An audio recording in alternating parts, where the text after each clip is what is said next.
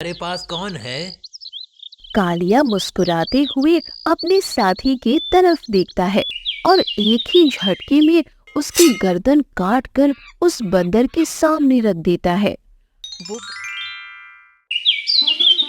बहुत पुराने समय की बात है, जब लोगों के पास आने जाने के लिए गाड़ियां नहीं होती थी।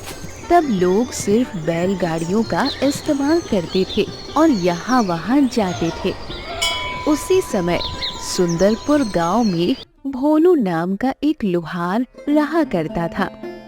भोलू बहुत ही आलसी था और काम सुनते ही उसका मन सोने को मचलने लगता था।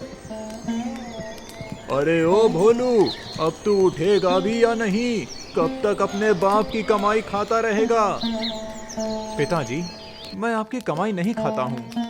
अच्छा, तो क्या पड़ोसी दिन रात मेहनत करते हैं तेरा पेट भरने के लिए? पिताजी, वो तो सब भगवान करते हैं। जिसने पेट दिया है, भरने की जिम्मेदारी भी उसी की है।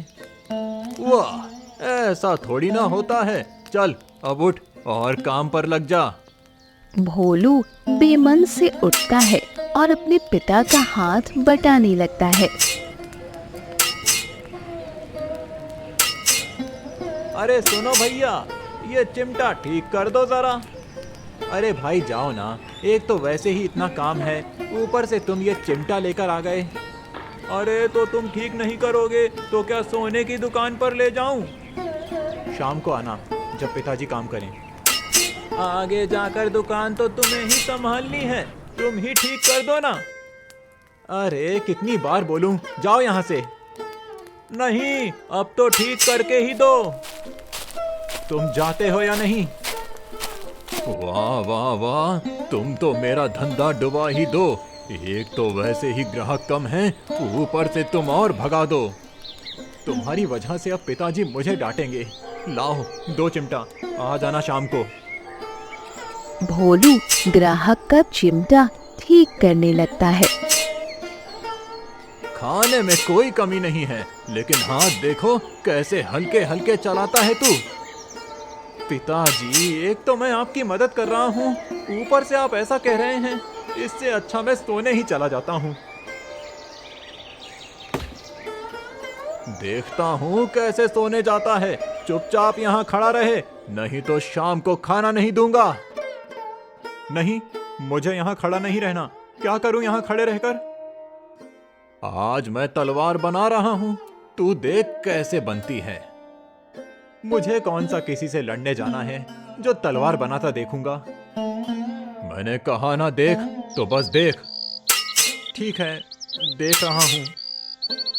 आंखें खुली रख, नहीं तो खाना नहीं मिलेगा आज।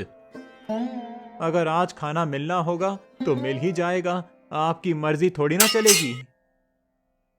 अच्छा ऐसा है, तो ठीक है। चल अब ये सारे औजार दामोदर की दुकान पर देकर आ, और ज्यादा देर मत लगाना वापस आने में, समझा? हाँ ठीक है, नहीं लगाऊंगा। भोलू सामान लेकर दामोदर की दुकान पर चल देता है। उसे दामोदर की लड़की गीता बड़ी ही पसंद थी। गीता भी भोलू को अपना अच्छा दोस्त मानती थी। भोलू आराम से टहलते हुए दामोदर की दुकान पर पहुंचता है। दामोदर काका, ये पिताजी ने सामान भिजवाया है। ठीक है बेटा, रख दे। काका, गीता नहीं दिखाई दे रही, कहीं गई है क्या? गई तो कहीं नहीं है, लेकिन जाने वाली है। कहाँ जाने वाली है? लड़का देखा है उसके लिए, दूसरे गांव का सरपंच है। लड़का? इतनी जल्दी? अभी गीता की उम्र ही क्या है? शादी लायक तो हो गई है, फिर इतना अच्छा रिश्ता नहीं मिलेगा ना। बात तो ठीक है, लेकिन वेकिन कुछ नहीं। उसकी शादी का सारा काम तुमको ही संभालना है। ठीक है काका, लेकिन गीता कहाँ है? वो तो कुएं पर गई है। भोलू भी कुएं पर आ जाता है और गीता से मिलता है। गीता, तुम्हारी शादी हो रही है। तुमने मुझे क्यों नहीं बताया? मुझे भी नहीं पता किससे होने वाली है। अरे, फिर तो तुम बिना जाने ही शादी कर लोगी। तो मेरे पास और कोई रास्ता कहाँ है? मुझे जानती हो, मुझसे कर लो शादी। तुम कुछ कमाते हो नहीं, काम करते हो नहीं, शादी के बाद क्या खिलाओगे? मेरे बाबा कभी नहीं मानेंगे। ठीक है, अगर तुम्हारी भी यही इच्छा है तो। हाँ, आती रहूंगी तुमसे मिलने शादी के बाद। नहीं नहीं, कोई जरूरत नहीं है। अब मैं चलता हूँ। भोलू अपने घर वापस आ जाता है और देखता है कि उसके पिता जमीन पर पड़े हुए थे। पिताजी, पिताजी क्या हुआ आपको? पिताजी। भोलू के पिता जमीन पर बेसुध पड़े हुए थे और उनके पास से ही एक सांप गुजर रहा था। भोलू का रोना सुनकर आसपास के लोग इकट्ठा हो जाते हैं। आप इतनी जल्दी मुझे छोड़कर क्यों चले गए? पिताजी। बेटा, ये तो दुनिया का नियम है। एक ना एक दिन हर किसी को जाना है। अब तुम अपने आप को संभालो। मुझे इस दुनिया का कोई नियम पसंद नहीं है। इतना कहकर भोलू वहां से चला जाता है। वो अपने पिता की मौत से बहुत दुखी था और अपना दुख किसी से बांट भी नहीं सकता था।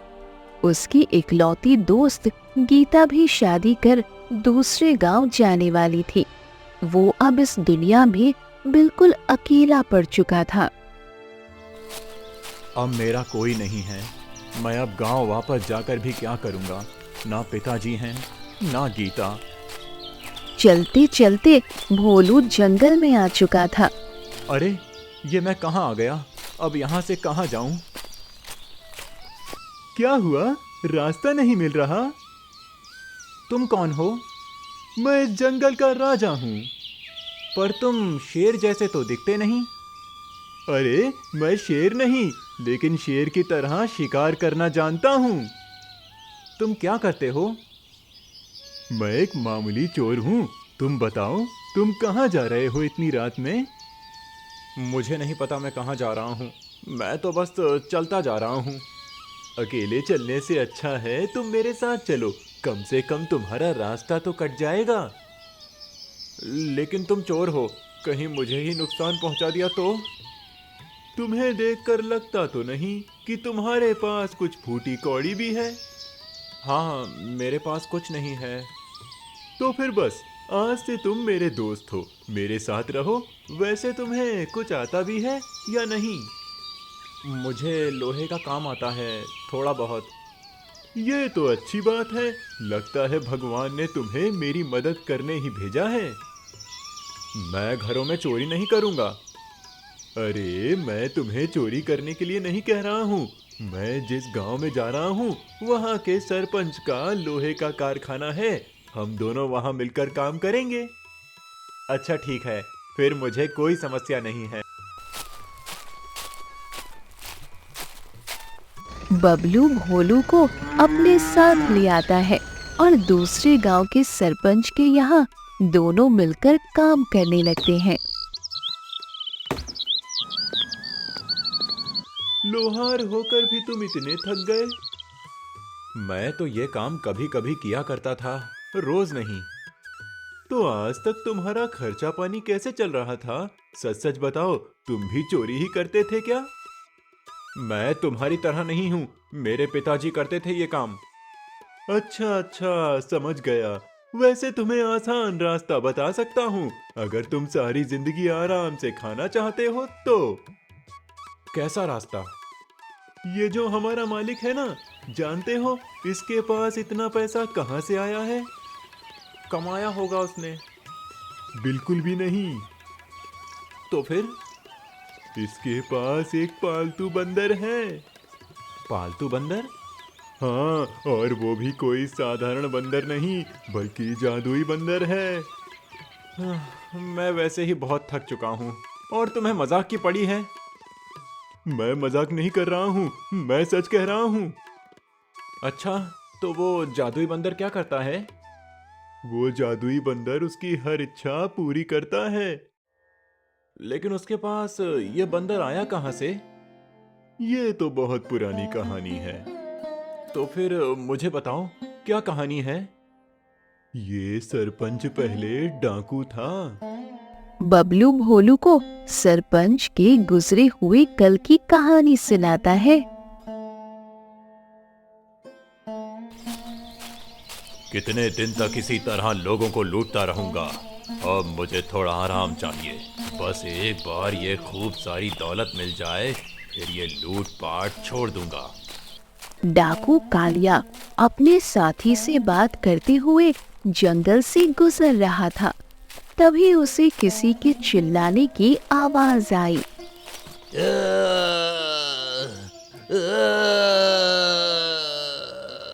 लगता है उस तरफ कोई है, जल्दी चलो। आवाज सुनकर कालिया यहाँ वहाँ पहुँचता है और देखता है कि एक बूढ़ा तांत्रिक जमीन पर घायल पड़ा हुआ था। अरे तुम कौन हो और क्यों चिल्ला रहे हो? मुझे शैतान बंदर से बचाओ। शैतान बंदर? ये तो मामूली सा बंदर है, इसकी तो गर्दन अभी तलवार से उड़ा देता हूँ। नहीं नहीं, ये गलती मत करना, वरना ये हम सबको मार डालेगा। लेकिन तुम इस बंदर से इतना डर क्यों रहे हो? ये बंदर मेरी सिद्धियों से बना हुआ बंदर है। इसके अंदर एक प्रेत आत्मा है, जिस वजह से ये अपने मालिक की इच्छाएं पूरी कर सकता है। तो क्या तुम इसके मालिक नहीं हो जो ये तुम्हें मार रहा है? मैं तो अब बूढ़ा हो गया हूँ। इस बंदर को अपना गुलाम बनाए रखने के लिए हर 3 साल में एक बलि चढ़ानी होती है। तो फिर लगता है तुम्हारे पास बलि चढ़ाने के लिए इंसान नहीं बचे अब। हाँ, सही कहा। मैं कैसे मान लूं कि ये बंदर जादुई है और इच्छा पूरी करता है? अभी दिखाता हूँ। तांत्रिक बंदर की तरफ देखता है और कहता है, मेरे लिए सोने के सिक्के दो। तांत्रिक के इतना कहते ही जादुई बंदर सोने के सिक्के से भरी पोटली प्रकट कर देता है और तांत्रिक पर झपटता है। मुझे बचाओ इससे। अगर इसे इंसानी बलि नहीं मिली तो ये मेरी ही जान ले जाएगा। अगर मैंने इसे बलि दे दी तो? फिर ये तुम्हारा गुलाम बन जाएगा और फिर तुम जो चाहो इससे करवा सकते हो। ये तो बहुत अच्छी बात है। लेकिन तुम्हारे पास कौन है? कालिया मुस्कुराते हुए अपने साथी के तरफ देखता है और एक ही झटके में उसकी गर्दन काट कर उस बंदर के सामने रख देता है। वो बंदर तांत्रिक का पीछा छोड़कर कालिया के पास आ जाता है। अब अगले 3 साल के लिए ये तुम्हारा गुलाम बन गया है, लेकिन ध्यान रहे, अगर 3 साल बाद इसे और बलि नहीं दी तो ये तुम्हारी जान ले लेगा। मैं ऐसा होने नहीं दूंगा। अब चलता हूँ। कालिया उस बंदर को अपने साथ ले गया और उसकी मदद से वो पैसे वाला बन गया। मुझे तो अभी भी यकीन नहीं हो रहा तुम्हारी बातों पर। तो क्या तुम्हें उस बंदर की ताकत को देखना है? वो तो मैं देखूंगा ही, लेकिन तुम्हें ये सब कैसे पता चला? मैं एक बार इसके घर में चोरी करने घुसा था, तभी मैंने देखा कि ये सरपंच मतलब कालिया डाकू उस बंदर से सोने के सिक्के मांग रहा था। और तांत्रिक वाली कहानी मैंने सुना था जब वो अपनी पत्नी को सब कुछ बता रहा था। अब तो मुझे भी उस बंदर को देखने की इच्छा हो रही है। तो आज रात मैं तुम्हें दिखा दूंगा। ठीक है। रात के वक्त बबलू भोलू को लेकर चुपचाप सरपंच के घर में घुस जाता है।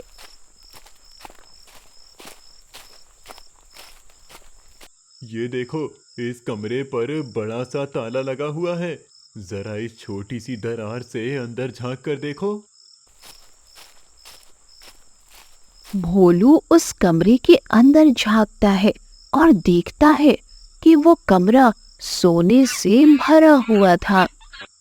अब तो यकीन हुआ ना मेरी बात पर, इसके पास वो जादुई बंदर है। इतना सारा सोना। हाँ, सोचो अगर ये सोना हमें मिल जाए तो सारी जिंदगी आराम से कट सकती है। सही कहा, लेकिन ये सब हमें कैसे मिलेगा? इस कमरे की चाबी कालिया के पास ही रहती है। अगर वो चाबी मिल जाए तो तुम उस चाबी से एक और नकली चाबी बना सकते हो। लेकिन मुझे नहीं लगता कि इतनी आसानी से हमें वो चाबी मिलेगी। तुम बस मेरा साथ दो, बाकी सारा काम मैं निपटा लूंगा। भोलू बबलू की बात मान लेता है और अगले दिन से दोनों नौकर बनकर सरपंच कालिया के घर में आ जाते हैं। तुम दोनों कौन हो और कहाँ चले जा रहे हो? मालिक, हम दोनों बहुत गरीब हैं। इतनी बड़ी हवेली देखी तो सोचा कोई छोटा मोटा काम तो हमें मिल ही जाएगा। आपका दिल भी इस हवेली जितना ही बड़ा होगा। तुम बातें तो अच्छी कर लेते हो, अब यहाँ पर काम तो बहुत है, लेकिन मुझे आलसी लोग नहीं चाहिए। नहीं मालिक, हम दोनों बहुत मेहनती हैं। हम सारी हवेली साफ कर देंगे। साफ कर दोगे? धूल मिट्टी मालिक, सारी धूल मिट्टी साफ कर देंगे।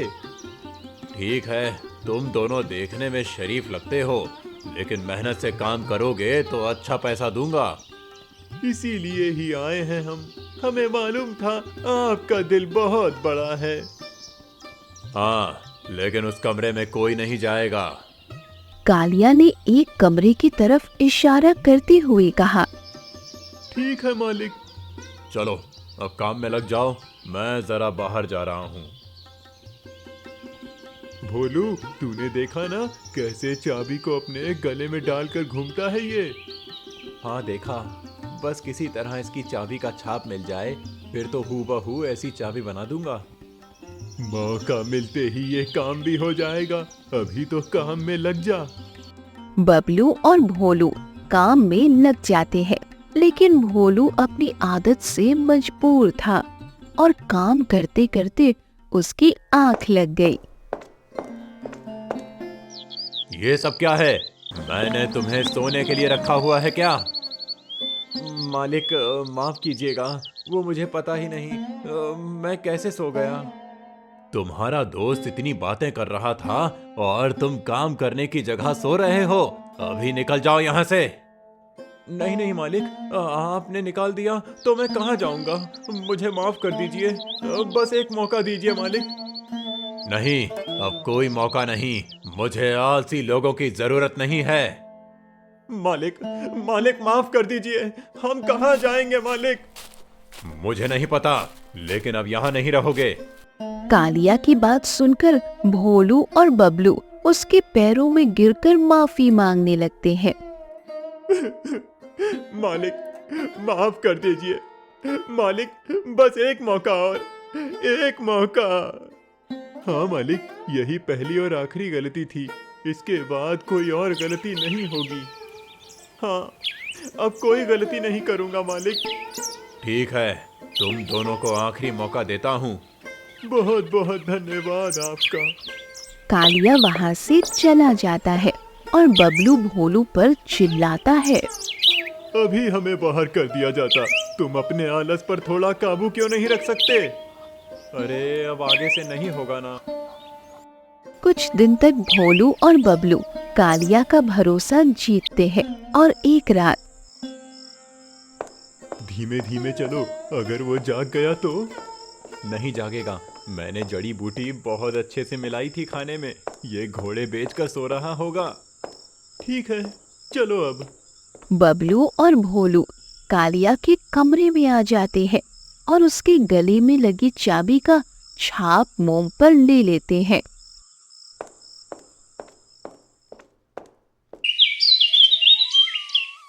चलो अब तुम जल्दी से अपनी कारीगरी दिखाकर चाबी बना लो। हाँ हाँ, बनाता हूँ। भोलू लोहे की चाबी बना लेता है और मौका देखकर बबलू उस कमरे को खोल देता है। वाह, मुझे तो यकीन ही नहीं हो रहा है कि मैं इस कमरे के अंदर हूँ। इतना सोना।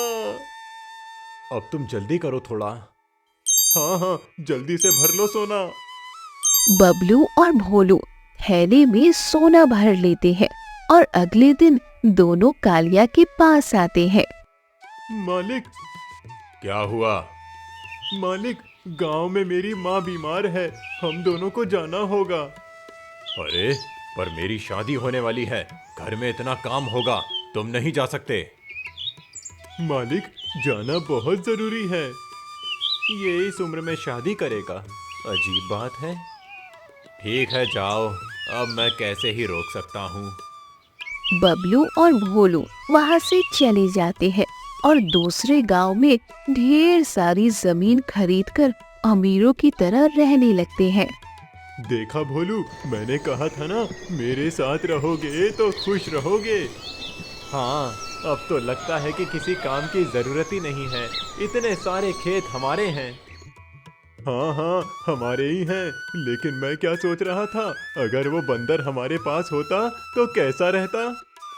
क्या जरूरत है बंदर की, जब हम इतना सोना ले आए हैं और चाबी तो हमारे पास ही है। दोबारा जरूरत पड़ेगी तो फिर ले आएंगे। हाँ, सही कहा। बबलू भोलू की बात मान लेता है, लेकिन उसके मन में कहीं ना कहीं उस बंदर को पाने की इच्छा पनप रही थी। बंदर मिल गया तो बार बार उसके घर चोरी करने नहीं जाना पड़ेगा। लेकिन मैं किसकी बलि दूंगा? अब क्या सोचने लग गए तुम? कुछ नहीं मेरे प्यारे दोस्त। बबलू और भोलू अपने दिन खुशी खुशी बिताने लगते हैं। इधर दामोदर अपनी बेटी गीता की शादी की तैयारियों में लगा हुआ था। तभी उसके पास एक बूढ़ा आदमी आता है। क्या तुम्हारा नाम ही दामोदर है? हाँ, बताओ क्या बात है? तुम्हारी बेटी की शादी सरपंच से होने जा रही है। हाँ, लेकिन आप कौन है बाबा? अपनी बेटी की जान बचाना चाहते हो तो उससे शादी मत करवाओ। क्या मतलब बाबा? लेकिन क्यों? मैं कुछ समझा नहीं। वो आदमी सरपंच नहीं, वो इंसान भी नहीं, राक्षस है, राक्षस। कहना क्या चाहते हो तुम? उसके घर जो भी लड़की शादी करके जाती है वो 3 साल के बाद गायब हो जाती है। कुछ भी बकवास करते हो। मैं मिला हूँ उनसे, बहुत अच्छे आदमी है वो। मैं बकवास नहीं कर रहा हूँ, मेरी बेटी को भी जान से मार दिया था उसने। आपको कोई गलतफहमी हुई है, जाइए यहाँ से। दामोदर उसकी बातों को नजरअंदाज कर देता है और बूढ़ा आदमी अपने गांव वापस लौट आता है। सब मुझे पागल समझते हैं, कोई मेरी बात मानने को तैयार नहीं होता। अरे बाबा, सामने देखकर चलो, मेरी ही बैलगाड़ी मिली है क्या टकराने को? बेटा, तुम मेरी बातों का भरोसा करो, वो आदमी अच्छा नहीं है। कौन सा आदमी? वो सरपंच। सरपंच? हाँ, वो कालिया सरपंच। तुम उसे कैसे जानते हो? बेटा, मेरी बेटी का हत्यारा है वो, उसे मैं अच्छे से जानता हूँ। 3 साल के बाद वो मार डालता है लड़कियों को। क्या मतलब? उसके पास एक बंदर है जो बलि मांगता है, लेकिन मेरी बातों को कोई नहीं मानता। सबको लगता है मैं झूठ बोल रहा हूँ, मजाक कर रहा हूँ। नहीं नहीं, मैं आपकी बात को सुनूंगा। मैंने अपनी बेटी की शादी की थी उस आदमी से, लेकिन 3 साल बाद ही मेरी बेटी गायब हो गई और उसने मुझे गांव वालों के सामने पागल साबित कर दिया। और बंदर के बारे में कैसे पता चला? मेरी बेटी ने ही मुझे एक दिन बताया था और फिर मैं तांत्रिक के पास गया था। फिर तांत्रिक ने मुझे उस बंदर को खत्म करने का तरीका बताया था। क्या है उस बंदर को खत्म करने का तरीका?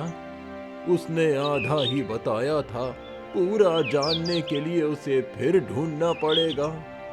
लेकिन अभी तो उसके पास कोई लड़की नहीं है, वो किसी को कैसे मारेगा? बस 1 महीना ही बचा है 3 साल पूरे होने में। मुझे याद आया, वो आदमी शादी करने वाला है, लेकिन वो किससे शादी करेगा इस बार? सुंदरपुर गांव के दामोदर नाम के आदमी की बेटी गीता से। क्या? हाँ, मैं उसे समझाने भी गया, लेकिन उस आदमी ने मेरी एक बात नहीं सुनी। उसकी बेटी की जान भी खतरे में है। नहीं, गीता को मैं कुछ नहीं होने दूंगा। अगर तुम उसे बचाना चाहते हो तो उस बंदर को खत्म करने का कोई तरीका ढूंढो। मैं उस तांत्रिक को खोज कर रहूंगा। भोलू तुरंत ही जंगलों में उस तांत्रिक को ढूंढने निकल जाता है और कई दिनों के बाद उसे वो तांत्रिक एक गुफा में मिलता है। आओ आओ, मैं जानता था कि तुम आने वाले हो। तो फिर तुम्हें पता होगा कि मैं यहाँ क्यों आया हूँ। सब जानता हूँ, लेकिन ये काम जितना आसान तुम सोच रहे हो उतना आसान है नहीं। मैं किसी भी कीमत पर गीता को बचा कर रहूंगा, चाहे कुछ हो जाए। ठीक है, तो उस बंदर को अगर बलि नहीं मिली तो वो अपने मालिक को ही मार डालेगा। लेकिन अगर गीता की जान चली गई तो अगले 3 साल के लिए वो बंदर कालिया का गुलाम बन जाएगा। मैं ऐसा नहीं होने दूंगा, उस बंदर का किस्सा ही खत्म कर दूंगा। उसका अंत एक खास तलवार से ही किया जा सकता है। कैसी तलवार? तुम्हें काले पर्वत की चोटी पर मिलने वाली एक खास तरह की जड़ी बूटी को जलाकर उसकी राख को पिघले लोहे में मिलाकर उससे तलवार बनानी होगी। तलवार? लेकिन मैंने तलवार बनाना तो सीखा ही नहीं अपने पिताजी से। अब ये तो तुम्हारे ही ऊपर है कि तुम क्या कर सकते हो। मैं इसके आगे तुम्हारी कोई मदद नहीं कर सकता। ठीक है, मैं उस जड़ी बूटी को लेने जाऊंगा। भोलू वहाँ से चला जाता है और बबलू को आकर सारी बातें बताता है। ये तो बहुत गलत है, हमें कुछ करना चाहिए। लेकिन तुम्हें तो तलवार बनानी नहीं आती। कोई बात नहीं, मैं कोशिश करूंगा। ठीक है, वैसे भी हमें दोबारा उसके यहाँ सोना लेने जाना ही है। मैं इस बार उसका खेल खत्म कर दूंगा, उस बंदर को ही मार दूंगा। ठीक है। भोलू काले पर्वत के लिए निकल जाता है। अगर उस कालिया से पहले मैं ही उस बंदर को बलि चढ़ाकर अपना गुलाम बना लूं तो। लेकिन ये भोलू तो उसे खत्म करने की सोच रहा है। 2 दिन के कठिन सफर के बाद भोलू जड़ी बूटी लेकर वापस लौटता है और तलवार बनाने में जुट जाता है। क्या तुम्हें भरोसा है कि तुम तलवार बना लोगे? हाँ, मैं बना लूंगा। ठीक है, तो तुम बनाओ, फिर हम चलेंगे उसके पास। मैंने पता कर लिया है, उसने गीता से शादी कर ली है। अब हमारे पास समय बहुत कम बचा हुआ है। भोलू तलवार बनाकर तैयार करता है और दोनों दोस्त वापस से कालिया की हवेली में पहुंचते हैं। अरे, तुम दोनों? हाँ, माँ की तबीयत अब ठीक है, तो हमने सोचा कि काम पर वापस आ जाएं। बहुत अच्छा किया। वैसे भी शादी के बाद बहुत काम फैल गया है। हम सब निपटा देंगे। मैं बाहर जा रहा हूँ, तुम लोग काम में लग जाओ। कालिया के जाते ही बबलू सोने से भरे कमरे में जाता है और भोलू गीता के पास। गीता? भोलू, तुम यहाँ क्या कर रहे हो?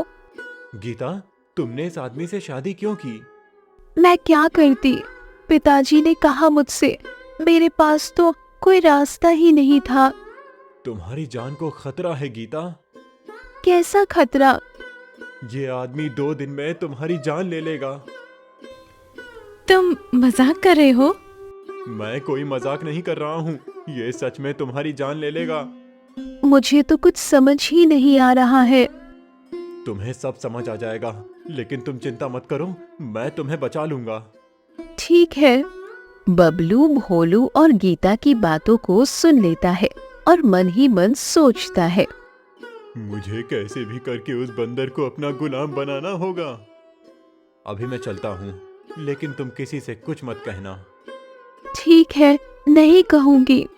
भोलू बाहर आ जाता है और 2 दिन बाद कालिया अचानक से कहता है, सुनो बबलू भोला, ये लो तुम्हारी तनख्वाह और कुछ दिन की छुट्टी पर चले जाओ तुम दोनों। छुट्टी पर? लेकिन क्यों? मैंने जितना कहा उतना करो, पैसे लो और निकलो। ठीक है मालिक, चल भोलू। बबलू भोलू के साथ बाहर निकल जाता है। इसने तो हमें बाहर निकाल दिया, अब क्या करेंगे? करना क्या है, हम यहीं रहेंगे। मैं अपनी गीता को कुछ नहीं होने दूंगा।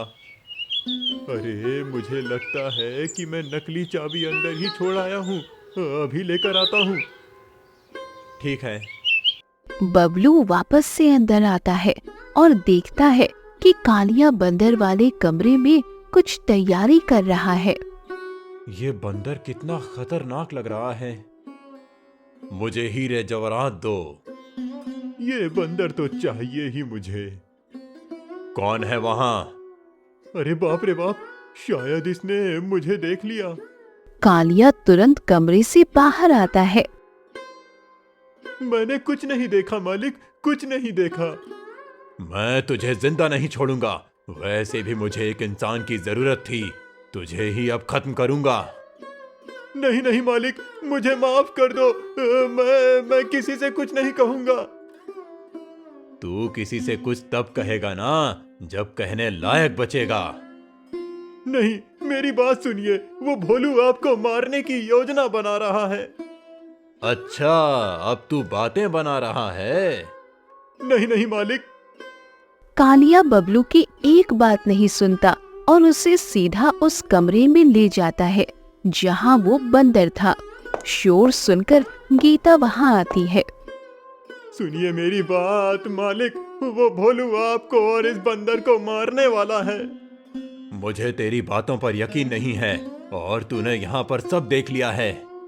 कालिया बबलू की बातें सुने बिना ही उसकी बलि चढ़ा देता है और अगले 3 साल के लिए एक बार फिर से वो बंदर उसका गुलाम बन जाता है। मुझे बेशुमार दौलत चाहिए। इस कमरे को भर दो सोने के सिक्कों से और हीरे जवाहरात से। कोई भी कोना खाली न रहना चाहिए। कालिया का आदेश सुनकर बंदर तुरंत ही उस कमरे में ढेर सारे सोने के सिक्के की बारिश करता है और देखते ही देखते पूरा कमरा सोने से भरने लगता है। अरे अरे, ये क्या हो रहा है? रुको रुको रुको। धीमे धीमे वो पूरा कमरा सोने से भर जाता है और कालिया उसी के बीच दबकर मर जाता है।